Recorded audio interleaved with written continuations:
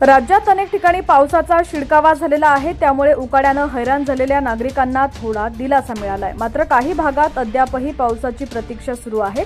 दरम्यान मुंबईच्या काही भागातही पाऊस झाला असला तरी 10 ते 11 जून पर्यंत मान्सूनचं आगमन होईल असा अंदाज हवामान विभागाने वर्तवलेला आहे।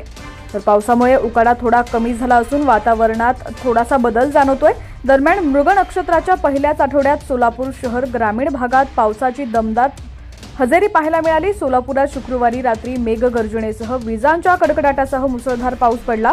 हवामान खात्याकडून सोलापूर जिल्ह्यातील सर्व तालुक्यात 3 दिवस पावसाचा इशारा देण्यात आलाय। मागील 24 तासात सोलापुरात 3.8 मिलीमीटर पावसाची नोंद झाली आहे। खरीप हंगामासाठी पुरेसा पाऊस पडल्यामुळे शेतकरी आनंदित झाला असून शेतीच्या कामांना वेग आलाय।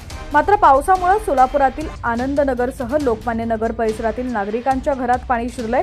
शहरात मध्यरात्री जोरात पाऊस झाल्याने घरांमध्ये गटारीचं पाणी येत असल्याचं चित्र पाहायला मिळालं। नागरिकांच्या घरात गटारीचं पाणी शिरल्याने घरातील साहित्य तसंच धान्यांचं मोठ्या प्रमाणात नुकसान झालंय। मागील 4 दिवसांपासून सोलापूर शहर आणि जिल्ह्यात मुसळधार पाऊस सुरू आहे।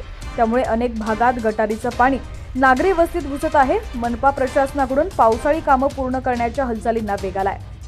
पावसाचे अपडेट्स पाहण्यासाठी HPN मराठी न्यूज चॅनलला सबस्क्राइब करा आणि बेल आयकॉनवर क्लिक करून नोटिफिकेशन्स मिळवा, जेणेकरून आमचे अपडेट्स लवकरात लवकर तुमच्यापर्यंत पोहोचतील।